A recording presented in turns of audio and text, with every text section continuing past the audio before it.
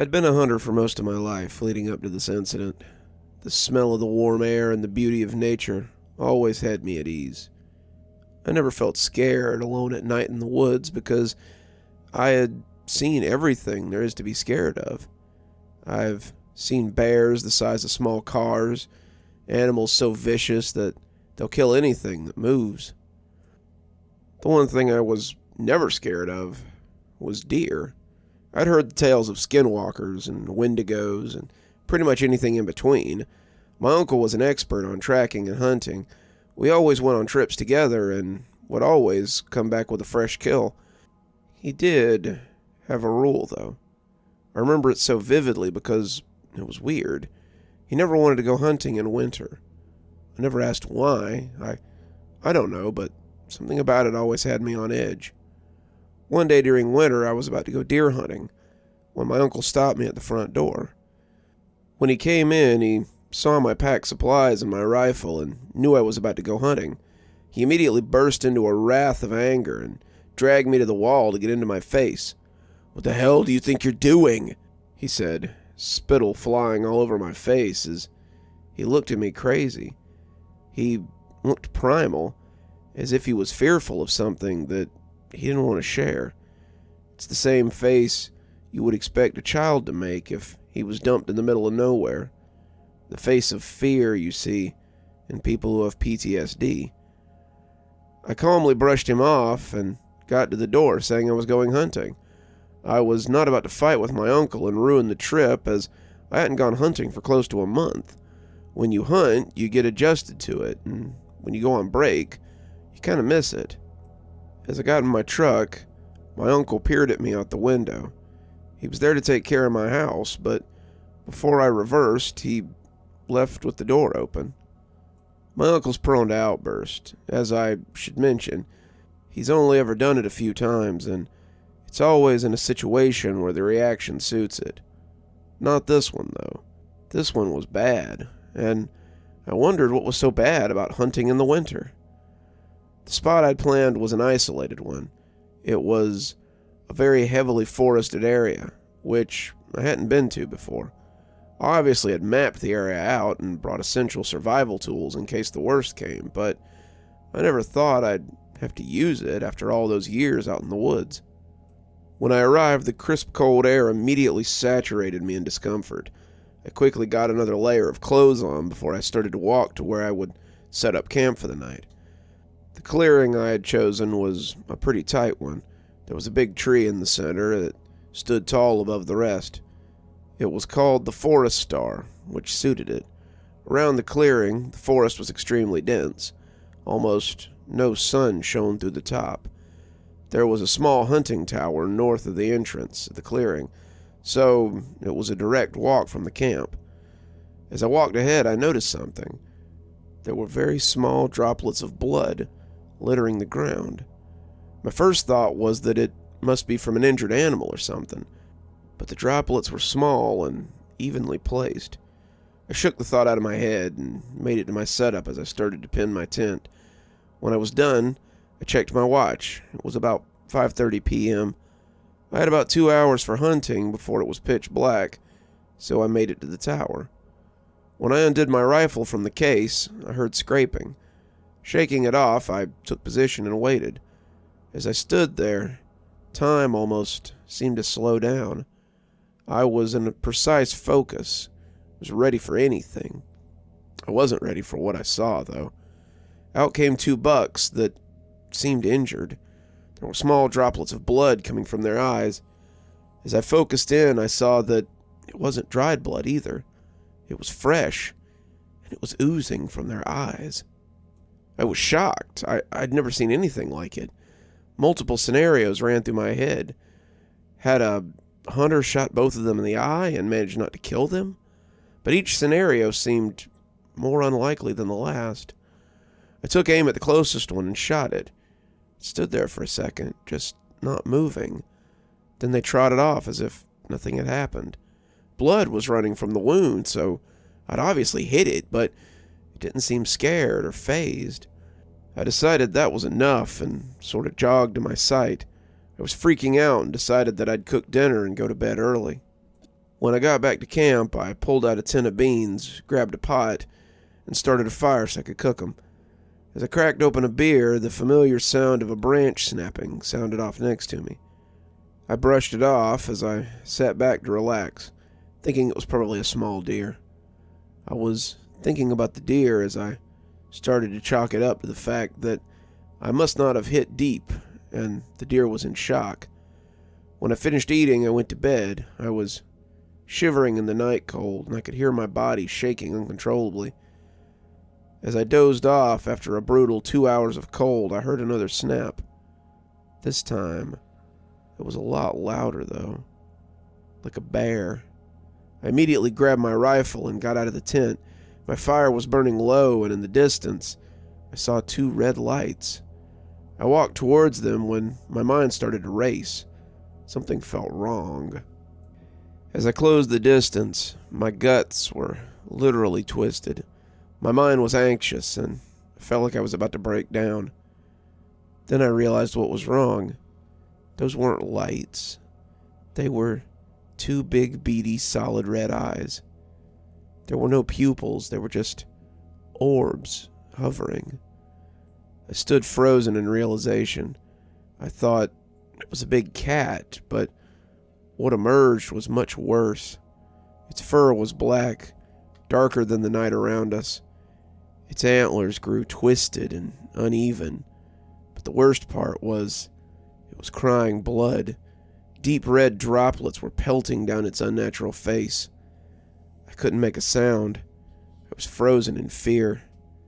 Then it made a sound like a baby crying. It was horrible. The sound of unnatural wails filled the cold air, making it worse.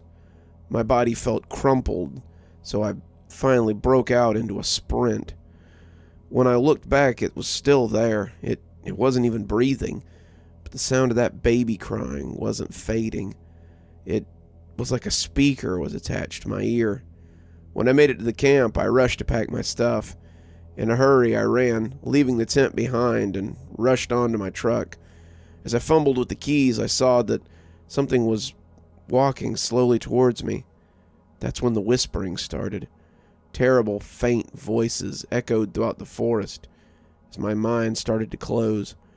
I felt my cerebral melting as I sat there in a kind of sleep paralysis. I found the strength to finally open the door and get in my car. I slammed it shut, and that thing was right at the window. I started to sob as I jammed the key in the ignition. My mind felt fried, and I swerved out of there. I didn't care if I hit anything. I just wanted to be away from that thing. Before I could properly back out, it stood on its legs, and it repeated a voice I recognized. You do not escape this. The forests are mine. It was my grandpa's voice. He died when I was 6, and I never knew any of the details. The thing then made a howl, a terrible shrieking howl that hurt my entire body. As it did so, I heard scampering as more of those things came out. They had blood running from their eyes as well. The baby cries started again, and that's when I finally drove out of that place. When I raced home, I immediately barged into my door. My shoulder ached, but I didn't care. I shoved the door and locked it and ran into the kitchen. That's when I saw my uncle sitting at the table, enjoying a glass of scotch. So, you saw what I did, didn't you, Anthony? I couldn't form words. I was so shocked. My uncle came up to me and put a hand on my shoulder. What you saw out there is my rule I abide by. There are things in those forests in winter that are so horrible even the most seasoned can't handle it. I saw it when I was a boy, and since then I don't hunt during the winter. I finally mustered a sentence. What was it? He took a deep breath before sitting down. You saw something called the Urabarak. It's an ancient being that dwells in the forest during these winters. Hunters who see it usually are never the same again, but some never come back home. I was lucky. My uncle sort of sniffed as he told me about his encounter with the Urubarak. When I was 23, my father and I went out into the woods on a very cold winter to hunt. Our family was struggling, so we didn't have much food. When we were hunting, my dad called out to me, but before I could even get to him, I heard him yell out before he went silent. I never saw him again, but what stood there was worse than the loss of my own. A deer with red eyes, black fur, and twisted antlers stood there. Blood ran from its eyes. Then it started to cry like a baby. My uncle broke down and had to take a few seconds before continuing. I comforted him as I was teary-eyed too. It ran after me, Anthony, on two legs. It was like a human, and I rushed to get away from it. But I wasn't quick enough. He rolled up his sleeve and revealed a terrible red scar that ran across the entire underside of his arm. It was trying to feast on me. It knew I feared it, but eventually I managed to lose it. He finally finished his scotch before continuing. I was stuck in those woods for 3 days, fighting to survive. I heard its cries and whispers all around as I tried to make it out. I finally arrived at the road and was taken in by police. No trace was ever found of my dad, except for one thing. They found blood at the scene and tested it. It was my father's. What was strange about it is it was mixed with his tears. My uncle finally stood up. Fear it, for it knows who you are. Those were his last words. He left my house, and the police found him wrapped up in a noose 2 days later. It broke me. My hunting buddy and best friend was gone. There was one detail about his suicide that was never resolved. He had droplets of blood coming from his eyes. The coroner inspected it and said it had been an aneurysm, but I'm not so sure that's the truth. I'm 50 now, and I haven't been hunting in 2 decades. I can't even go into the forest anymore. I'm thinking about going back and seeing what Urubarak is. Maybe I can kill him. Beware the Urubarak, for he lurks in the cold.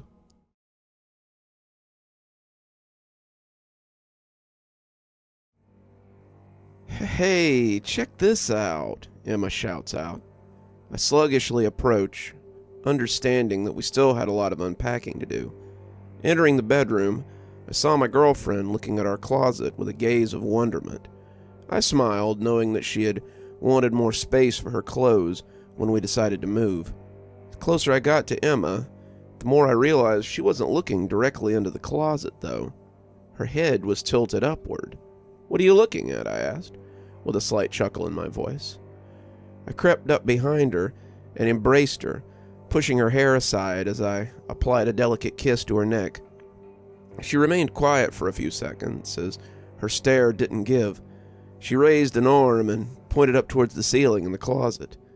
My eyes carefully followed her direction as I locked in on what she'd been staring at.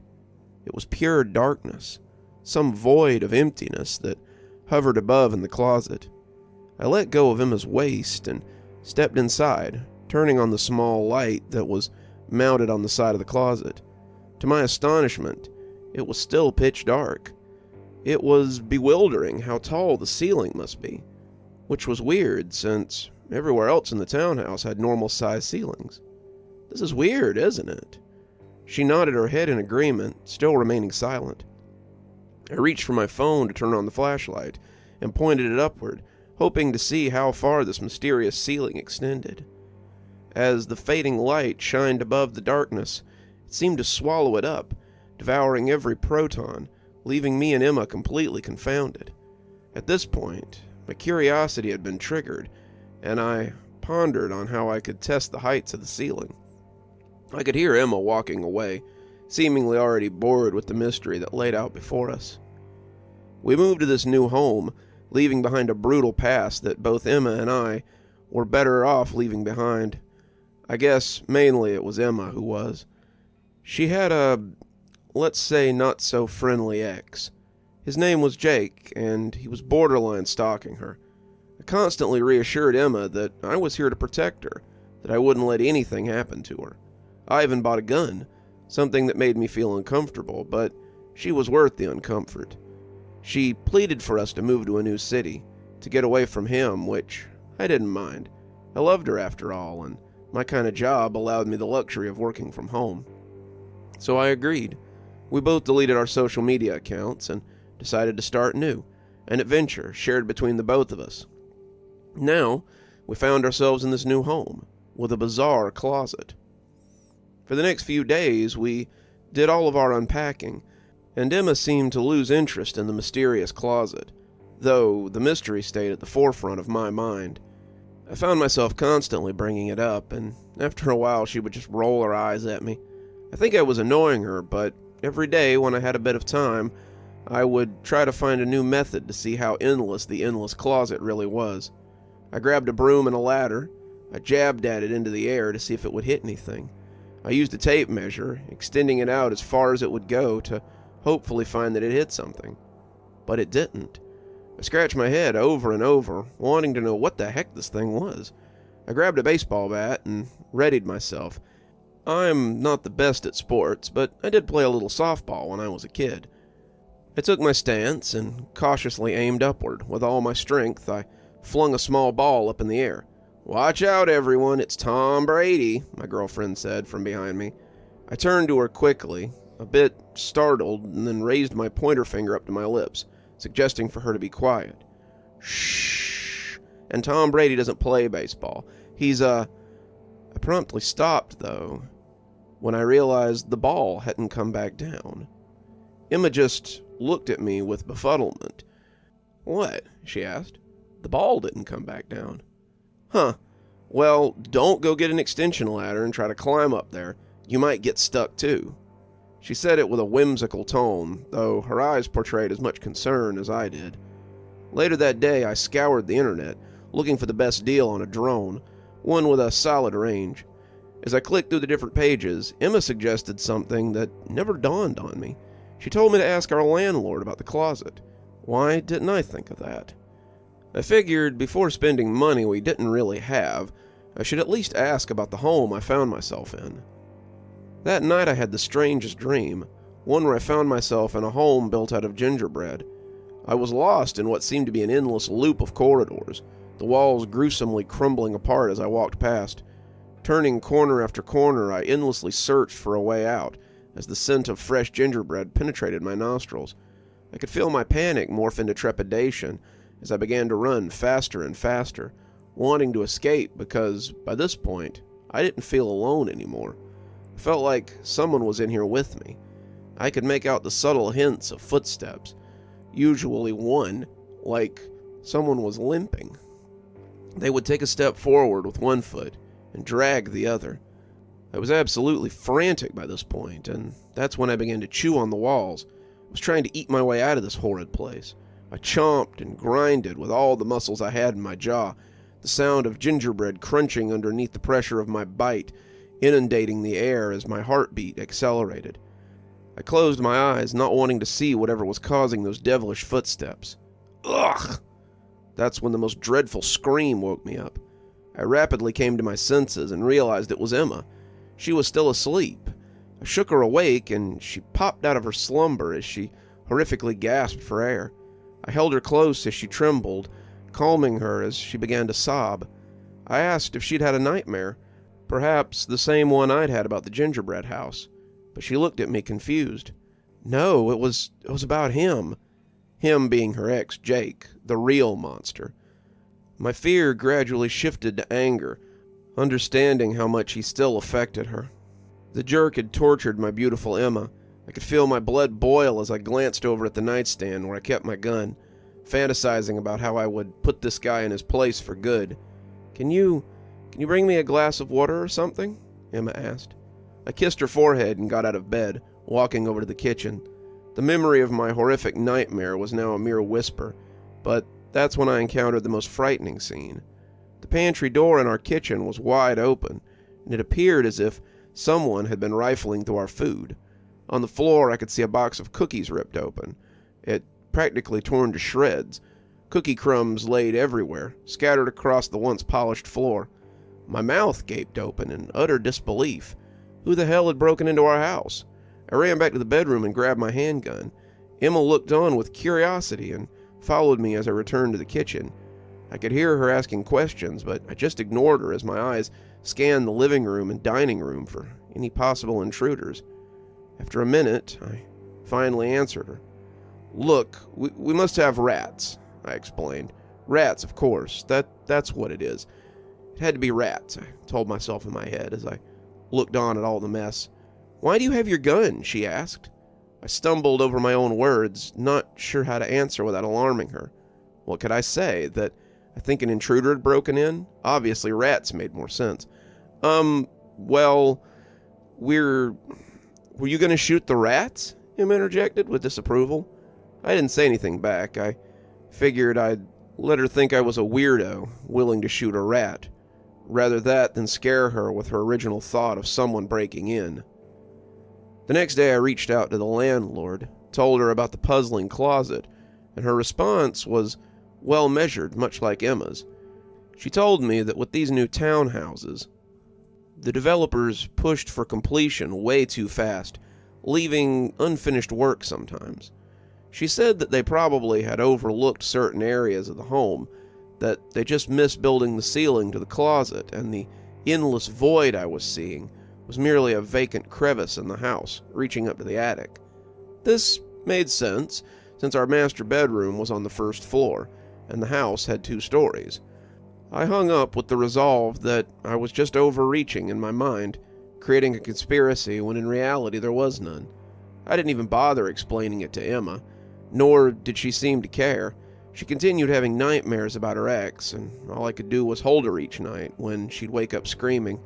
Luckily, the landlord scheduled for people to come out and fix the ceiling in a few weeks, something I was looking forward to. I was tired of seeing this dark void whenever I went to the closet to get something.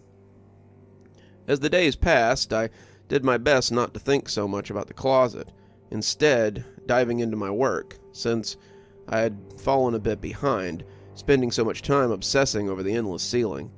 Emma seemed to be adjusting well. She was constantly in a good mood. I could tell how much ease she was in, seeing how often she would smile and go about her daily tasks. Though at night, she would suffer from her dreaded dreams, ill-fated memories of that monster. I too continued having nightmares, almost the same ones. Sometimes different variations of the same dream, but the premise was always the same. Me lost in some horrid world made of gingerbread with those disgusting footprints following close, the sound of one step colliding onto the pavement and the other hideously sliding behind. I was always drenched in sweat in the morning, but things seemed to be getting better.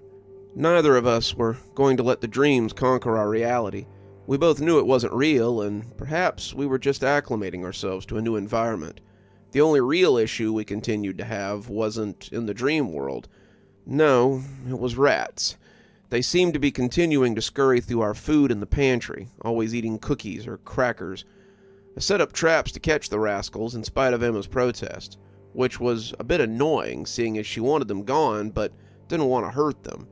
I felt it was a bit of an oxymoron, but whatever. Lucky for her, my traps never caught any of the demonic little critters. It's like they knew to avoid them. It made me giggle thinking of these rats tiptoeing around the traps like some animated mouse cartoon from the 1950s. We were constantly restocking our cookie boxes, and why not keep them in a jar or something to stop the nocturnal pests from taking them? Well, we love cookies. Both me and Emma don't like the way they taste when they've been sitting for too long in one of those jars. After a month, the ceiling was still not repaired, and every time I reached out to the landlord, she came up with a new excuse of why they couldn't come out. I even offered to hire someone to fix it myself, and that was apparently against our lease agreement. By this time, the one-time mystery that had consumed me no longer even tingled in my thoughts. I just accepted the darkness above as something mundane, and eventually it became normal, along with those lingering rats. We learned to buy enough cookies, we sort of adopted the rodents as pets, So in our minds, we were a home of many, all cookie enthusiasts. Emma even joked and said maybe it wasn't rats eating our delicious treats, but rather Cookie Monster himself. It was nice to see her in such high spirits. Her smile always brought a level of warmth to my heart that couldn't be described by words. Her laughter was the most divine music my ears had ever heard. Her night terrors even stopped, much to my relief, since I always felt sleep-deprived after waking up each night to comfort her. Though my own dreams persisted, I never could escape that dreadful labyrinth of gingerbread, and any time the grotesque footsteps would catch up to me, I would awake. This was just life, and it was perfectly fine. Me and the love of my life only grew closer as the months passed. We even contemplated the idea of starting a family. I put my gun away and our family safe, no longer feeling as if I needed it to be within arm's reach. The neighborhood we lived in was perfectly safe. Our neighbors waved at us whenever we revealed ourselves to the world, and it was different than before. We came from a big city where you could be surrounded by millions to only feel like you're the only one alive. But here, everyone was a friend. We invited over one of our neighbors for a dinner party, Juan and Sara. They were a fun couple, and it was clear that Sara wore the pants in the family, as she would constantly talk over her husband. No judgment here. A lot of the time Emma would do the same. I asked our new friends about the neighborhood and the crime rate, and they both looked at each other and laughed, telling us that stuff didn't happen around here. They practically implied that this was paradise. Something about their demeanor put me off, almost like they weren't real, reading off of some script as they had rehearsed this many, many times before. Emma seemed to really enjoy their company, so I tried my best not to let it bother me. We continued to drink our wine and talk about a variety of subjects. That's when my girlfriend brought up the idea of us starting a family, and she asked about the local schools. That's when the once confident couple's face froze in what seemed to be apprehension. "You want to have kids?" Sara asked. Emma nodded, yes, in response as she grabbed onto my hand. I studied the couple's eyes, trying to figure out what was so odd about wanting to start a family. That's when I realized I'd never seen any kids around here. Or, even more bewildering, I'd never seen any pets. Like dogs or cats or anything. Actually, now that I think about it, I don't see any pets or kids around here, I said. The couple seemed to be getting more flustered as I brought up the simple observation. It's against the HOA, Juan told me. I didn't understand. What HOA? I don't remember the landlord telling me anything about an HOA, and why would they be against pets or even kids? Wait, HOA? They don't allow kids? Before I could finish my question, Sara had interjected. I have such a sweet tooth. Do you have any desserts? Sure, I think we have some cookies, unless the Cookie Monster ate them already, Emma said playfully, as she got up to look for something sweet for our neighbors. Cookie Monster? Juan asked befuddled.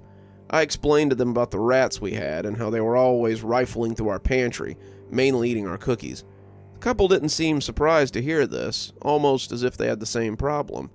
Everything just seemed off. The conversation, the HOA, the closet, the rats. Something wasn't right, and I could feel the conspiracy side of me emerging like a bear awakening from hibernation. I think my neighbors could tell how inquisitive I'd become, because it was written all over their faces, or maybe it was the questions I'd been asking thus far. But as Emma searched for something to serve them, they excused themselves and said they had to leave. I escorted them to the door and bid them farewell for the night, asking one final question about the closet. Our closet's like that too. Around here, they all are, Juan said with a dreaded look on his face as he walked away. The next day I decided to do a little research. I went online looking for any clues about how this community was built. Quickly, I found the developer's name, some hotshot real estate mogul who lived in another country. I didn't see anything out of the ordinary, though. There were plenty of conspiracy theories about the developer. Apparently his family was heavily invested into the occult, something about the lunar worship and how they congregated in the cities to pledge their loyalty to their god. I don't know, it all sounded silly. Eventually the family went into buying up real estate and developing land. Now they're considered to be philanthropists. I turned my attention to our community's webpage. searching for any mention about an HOA. Like my neighbor Juan said, we did have one, and there were guidelines, but nothing specific about kids or pets. It was mainly things about following city ordinances and keeping the neighborhood clean, though there was something about pest control and how crucial it was. I let out a slight chuckle underneath my breath, thinking about the rats that had infested my home. After a few hours of searching, I got a little bored. I don't know why, but I was nostalgic for old times, old friends, and my old life. Honestly, I hadn't spoken to my parents since I left my old city, so I decided to log into one of the old social media accounts I had. I know, I didn't delete all of them. I told Emma I did, but how can you erase half your life? Either way, I looked through old photos. I even reached out to some of my old friends. They all told me virtually the same thing. They thought I was dead. I think I was driving myself crazy, connecting dots that weren't really there, and the consistent dreams didn't help. I guess I just needed to feel normal again.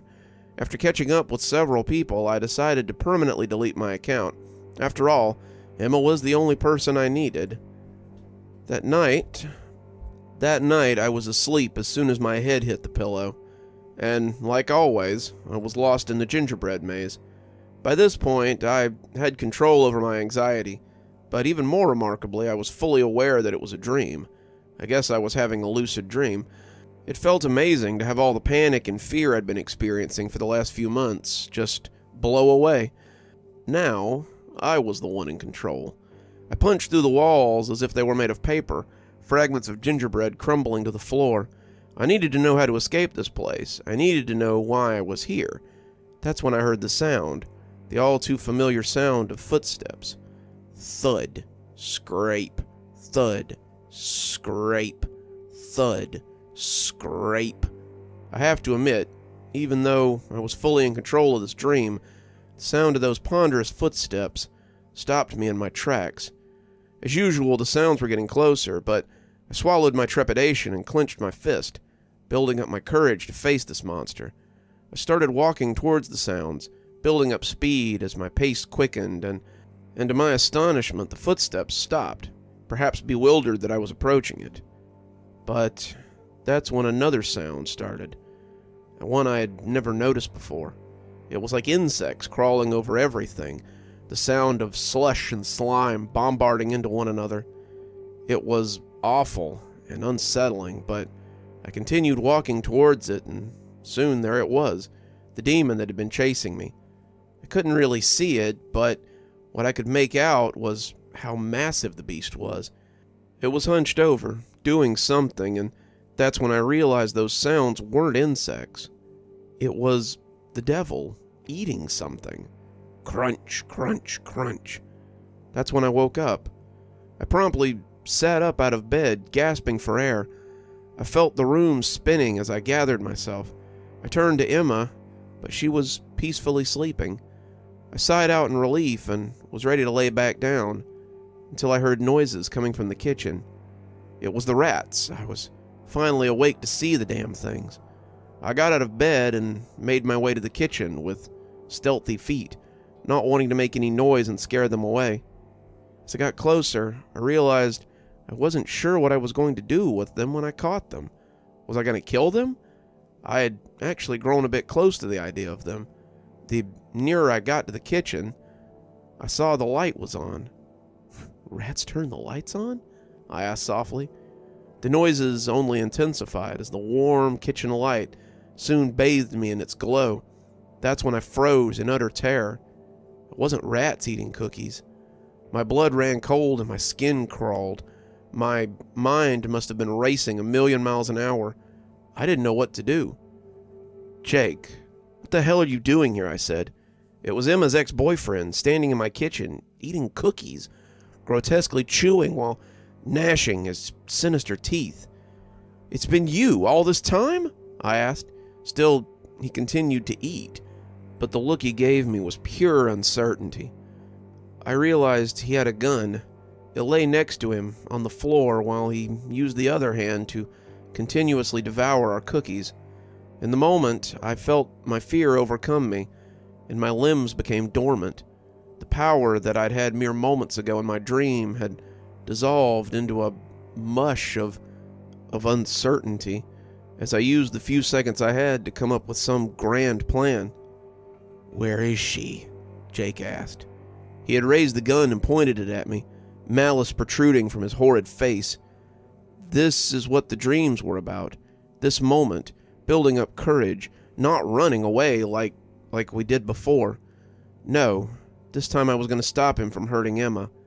I clenched my fist tightly, my knuckles practically bursting through my skin, my anger escalating. I didn't have a plan. I wasn't going to yell for help. No, I was going to kill him.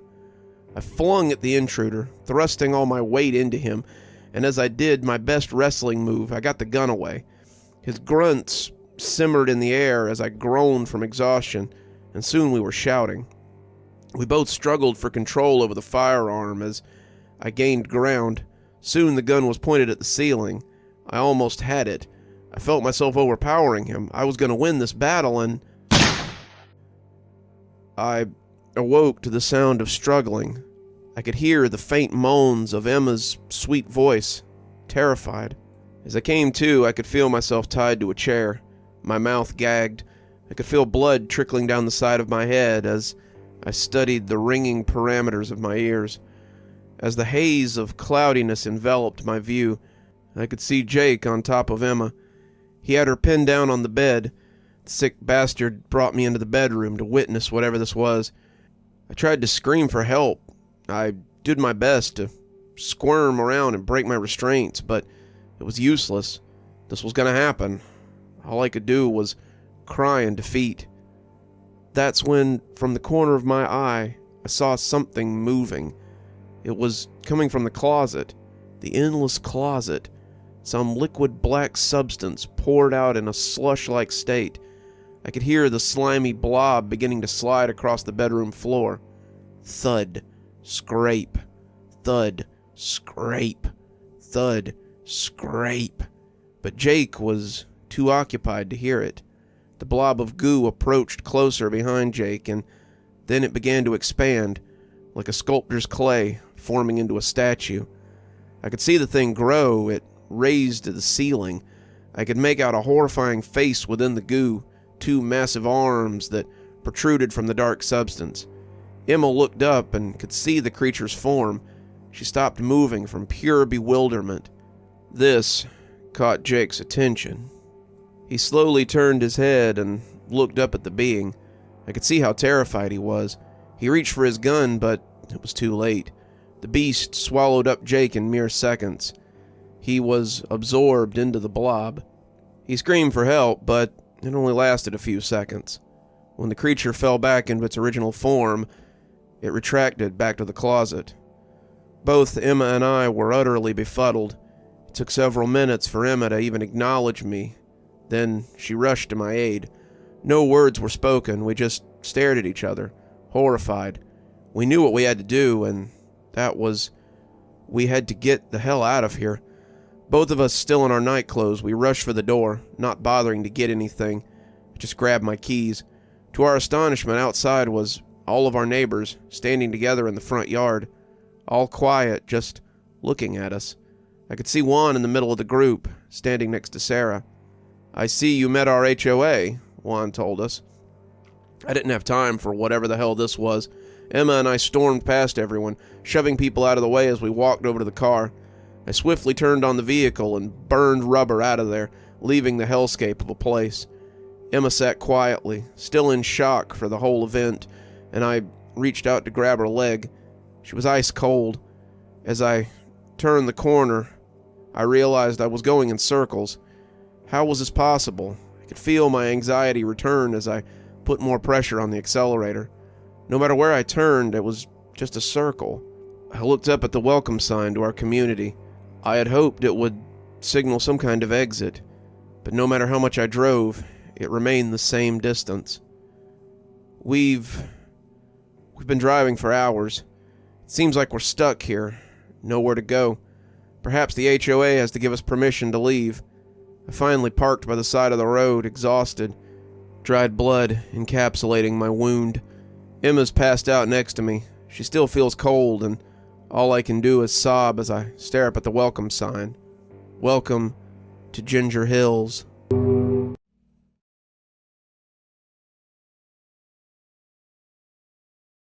I know I'm going to sound insane to you, but what has been happening to me has freaked me out for many years. For context, I live in the mountains. The little town that I live in used to have a road going through it, and forest on either side. We used to get a lot of visitors around autumn because of how pretty the little town looked. Autumn was where we got a lot of money for hotels and restaurants. Many townsfolk anticipated autumn, but something sinister also comes with the season that affects our little town. The Leopardman.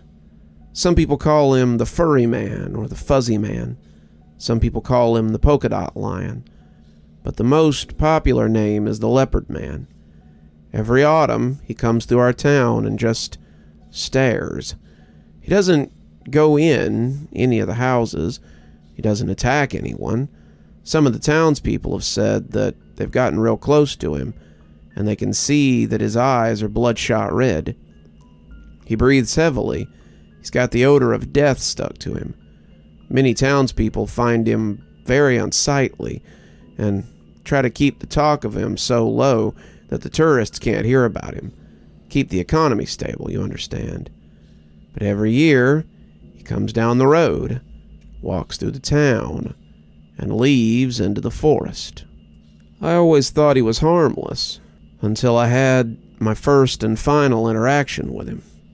I was about 6, I guess. Wasn't very helpful to either of my parents. Loved to play outside, and when I couldn't, I threw a big hissy fit about it. I usually played in the front yard with my favorite soccer ball. I absolutely loved that ball. But one day, I accidentally kicked it into the forest. I didn't mean to, and I went to ask my parents if I could go get it. They said no, and when I suggested that maybe me or my mom or me or my dad could walk to the other side of the street and into the woods to get it, they still said no. I was pretty sad, cried my eyes out all day. I was a mess when I went to bed, and I was still really sad. Couldn't go to sleep. I kept thinking about it, just staring through the window, hoping I could sneak out before my parents would catch me. But then he came and stared through the window. The Leopardman is a danger and shouldn't be messed with. I freaked out and ran to the corner of my room, trying to shield my eyes from him. He gestured that I should open the window, but I was too scared. Then the Leopardman held something up. My soccer ball. It was deflated, but I didn't care. The Leopardman had it, and I wanted it back. He gestured again that I should open the window, and this time I did. I cracked it, just a little bit. I was still really scared of him, and he smelt foul. "Well, well, well, I believe this is yours," said the Leopardman, holding up the deflated soccer ball. "Yeah, that's mine. How'd you find it?" I said, prying the window just a little bit more open. "Well, I've been observing you, and I know just how deeply you care about that ball. When you kicked it into the forest and couldn't get it back, I felt sad for you, so I trekked through the woods and found it, and I'm now giving it back to you. It's ruined. It has a big hole in it. I can't play with it anymore," I said, looking disappointed. "Don't be sad. Here, if you come out of the house, me and you can trek to the Fixie-Uppy house, and we can get it fixed in no time." I thought about it, but shook my head. "You're a stranger. I don't even know who you are. And how do you know where I live?" "Well, I work with the Tooth Fairy, and together we know all the names of the boys and girls around the globe. I know your name's William. I know who your mommy and daddy are. Would I really be a stranger if I knew what your name was?" I thought about it. It was true. Strangers don't know the names of little boys and girls, or who their parents are. I guess not," I said. "See, I'm not a stranger. I'm your friend, and friends help each other. That's what I'm trying to do for you. So if you crawl out the window, me and you can meet all my friends, and the fairies living in the forest, too," said the Leopardman. I was hooked. I wanted to meet all his friends, and I wanted to get my soccer ball back. So I pried the window up and crawled through it.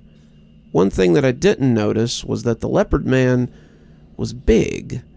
He had been less big than my dad. My dad's about 6'2", and he squeezed my hand so hard that I was afraid he was going to break it.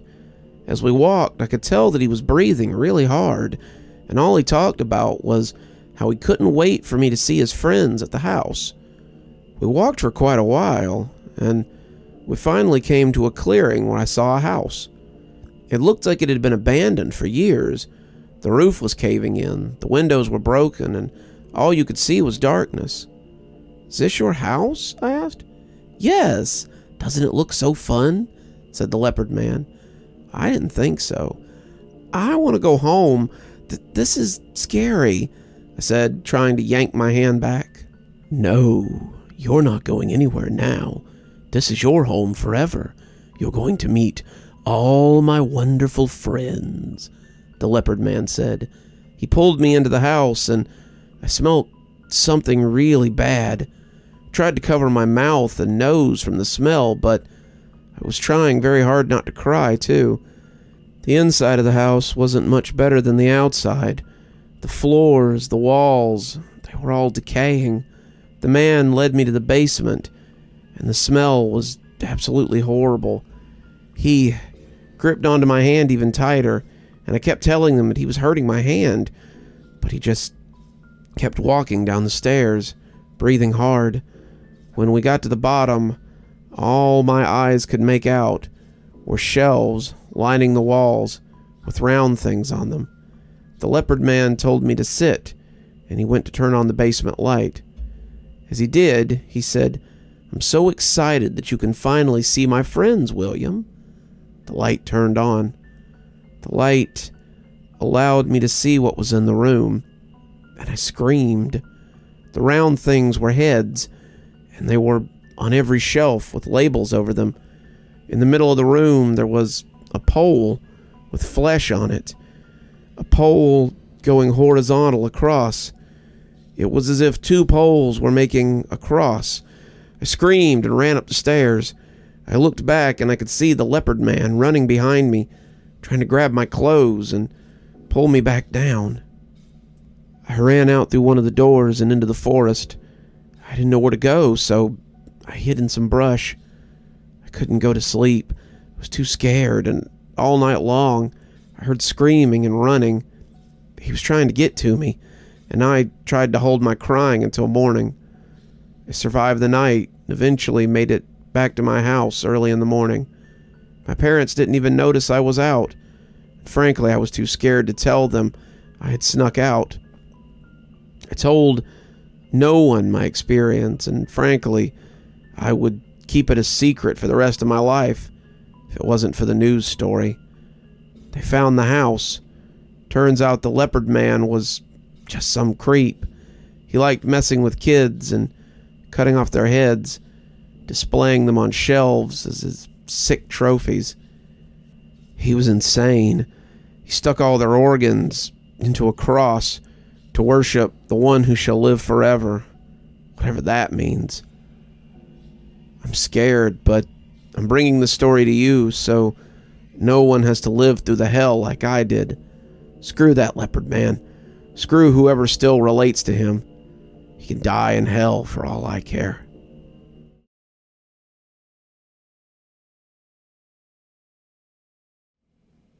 The small town of Ravenwood was plagued by a terrifying creature known as the Dogman. It was said to be a creature that was half man, half dog, with glowing red eyes and razor-sharp teeth.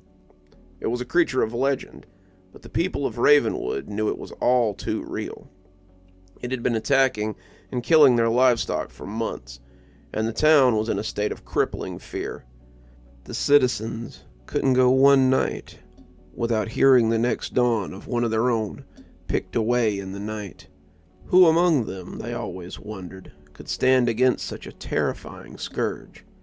The beast This dog man. He'd proven to be too much for even the police to handle. That is until one man decided to stand up from the crowd. Jack, a young man known for his bravery and hunting skills, decided that he was going to put an end to this, but he couldn't go alone. He gathered a team of the best hunters he could find in town, far and wide, and they set out into the woods to hunt the dog man. As they entered the wood, the atmosphere was eerie, and the air was thick with tension. On all sides, the trees around them were thick, close together, boxing them in. Looking around, each and every one of them knew that they were not going to get out of this forest. There was no turning back. Only they or the dog man would leave alive. They knew they were facing an extremely dangerous creature, and they were aware that this may be their very last hunt. They set up camp and began to track the dogmen. They searched for days, but it was as if the creature had vanished into thin air. One night, as they sat around the campfire, discussing their next move, they heard a blood-curdling howl in the forest. They knew they had found their target, but where? That sent a chill down their spine. They quickly packed up the camp and set out to track the howl. As they followed the howl deeper into the woods, the trees grew thicker and the darkness more intense, but they knew they were getting close. Suddenly they came across a clearing, and in the center of the clearing stood the beast. It was even more terrifying than the legends had described. It stood on its hind legs, towering over the hunters, and its glowing red eyes locked onto its prey. Each of the men stood, despite each of them being hardened men who had seen the likes of the vile and rabid game. They had never before seen something so terrifying, so gargantuan, so tyrannical as the dog man that stood before them now. They could feel, each of them, this thing's burning red eyes peering straight through their corneas, straight through their brains, into their hearts. "That's it," said Jack, his heart pounding in his chest. "That's the dog man." The hunters raised their weapons and prepared to fire, but the dog man was too fast. With lightning speed it charged at them, its razor-sharp teeth bared, ready to rend flesh from bone. The hunters fired, but their bullets seemed to have no effect on the creature. "We have to take it down," Jack shouted. The hunters fought bravely, but they were no match for the dog man. It was far too strong, far too fast, and just far too ferocious. Jack was thrown to the ground, and he thought that it was the end of him. He watched as two of his other companions were slammed into a tree, instantly crushing their skulls to paste. The third, Jack watched in horror as the dog man lifted the poor bastard by the head and ripped it clean from its shoulders, dousing them both in warm metallic crimson. Jack had all but given up hope. There was nothing he could do. The men were dead, and the dogmen would have him next. The dogman approached, the ground shaking with fear of every step. Snarling, he opened his mouth. Suddenly, Jack remembered something his grandfather had told him. He remembered the legend of the dogman and how it may be defeated, for, like many creatures of native lore, they all bore a very distinct weakness to silver. With a surge of strength, Jack rose to his feet and pulled out his silver knife. The dogman turned to face him, snarling defiantly, and Jack plunged the blade into his heart with a furious roar. The creature let out a blood-curdling howl and fell to the ground, dead. Jack stood, adrenaline forcing his heart to thump and pound in his chest, harder than it had ever before. "We did it," Jack said, his voice shaking with emotion. "The town is saved." He returned to Ravenwood as a hero. He was greeted with cheers and congratulations from the townspeople. Jack went to see the mayor to report what had happened. "Jack! Oh God, Jack, I can't thank you enough," the mayor said, a look of relief plastered on his face. "The dog man had been terrorizing our town for so long. You've saved us all." "It was my pleasure, sir," Jack replied, "but I couldn't have done it without the help of my men. God rest their souls." The mayor nodded. "You're right. This is a team effort. They were brave men who gave their lives, and I want to make sure that everyone is recognized for their bravery. I'll be holding a town meeting tomorrow to present medals of honor to you and holding a memorial for the rest of your team." Jack couldn't believe it. He had never thought of himself as a hero, but to the town, he now was. He felt a sense of pride and accomplishment wash over him. But their victory was short-lived. They soon realized that the Dogman was not the only creature terrorizing the town. The legend of the werewolf was also true, and it had been seen recently in the forest. Jack knew that he would have to act fast before it did any real harm to the town. He set out again into the forest to hunt the werewolf. This time he was better prepared, and he had silver bullets on hand for when he inevitably came face to face with the beast. He searched for days, but the werewolf was elusive. The werewolf was far more agile than the Dogman before him. One night, as he sat around the campfire, pondering his next move, when a blood-curdling howl echoed through the woods, just as the Dogman's had. It was even more terrifying than anything he'd ever heard. It was a howl that even would have given the Dogman pause. And before he knew what was happening, its eyes, its burning yellow eyes, were fixed upon his. The young hunter, the hero, raised his weapon and fired, but the werewolf was far too fast, bounding from treetop to treetop. From one, it bounded like a panther towards the other, with its teeth and claws bared. He fired his silver bullets. After a few, perhaps 3 or 4 misfires, his aim came true, and the werewolf let out a final howl before crashing to the ground dead. Jack felt a sense of relief wash over him. He had finally put an end to another terror that had plagued the town. He looked at it and looked back towards the town, imagining the same relief in the eyes of the townspeople. He had done it once again. And as he made his way back to town, he was again greeted as a hero. The town threw a huge celebration in his honor, and once more the mayor presented him with a medal. Jack felt a sense of pride and accomplishment, but as he looked back towards the townspeople, he couldn't help but feel a twinge of sadness. He knew that this wasn't the end. There would be other monsters out there, lurking, and other battles that he would have to fight. But for now, he was content to bask in the glory of his victory. As the days went by, Jack became known as the Monster Hunter of Ravenswood. He was called upon whenever there was any kind of creature, any kind of behemoth monstrosity terrorizing the town, and he always answered the call, ready to face whatever gargantuan plagued the city.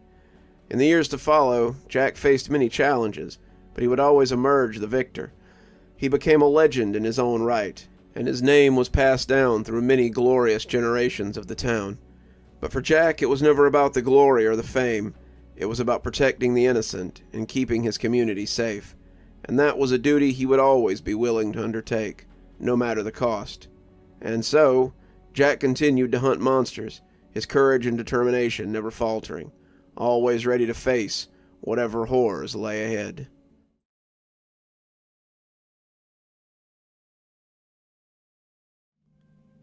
My grandma's dying. We sat outside her room, and my mom was crying into her hands. Dad was absently rubbing her back and staring off into the distance. Her room sits at the end of our house. My mom pulled out chairs from the dining table and placed them all along the walls of the hallway to simulate a morbid scene. Grandma didn't want to be taken to the hospital, so Mom brought the hospital to her. Grandma called out, and Mom jumped up, quickly entering the room. She came out seconds later with a perturbed expression on her face. "She's asked for you, Millie." My heart dropped into my stomach. I didn't do well with death, especially when it was my grandma. I was close to her, a lot closer to her than my parents even. I stood and entered her room. It was dark in there and just smelled sickly. Her heavily draped room suddenly felt claustrophobic and stifling. She demanded that we leave her salmon pink curtains tightly closed, so only a thin sliver of light leaked into her previously vibrant room. "Millie," Grandma's weak voice beckoned me from the mound of blankets on her double bed. I hesitantly paused before walking closer and catching her free hand. Her hand was as light as bird bones. "Yeah, Grandma?" I lowered my voice. My normal voice would seem too loud in this room. I want to absolve myself," Grandma whispered, her hand squeezing mine lightly. You don't have to, Grandma. You are a saint," I smiled at her, but I knew it was a grimace. "Need to absolve myself of my sins and my family's," Grandma continued as if I'd never spoken. "It was a different time when we were growing up. We struggled a lot. We lived on a farm. My daddy was a struggling man. My mama just decided that us girls needed to mind our business. Anyway, there was a particularly bad year that rolled into 2 more years. My daddy came home one day with a butcher paper, and he couldn't look us in the eye. We never questioned it, since Daddy was the man of the household. One day, I got curious. I followed him when he went to go and pick up the meat for the house, and..." Grandma pulled her hand out of my grasp and looked away from me. I pulled her hand back, my pulse kicking in. "Grandma," I asked quietly, I don't know what I'm asking. Are you okay? What did Great-Grandpa do?" "Millie, it was human. It was human meat. He saw me and he got so unfathomably angry.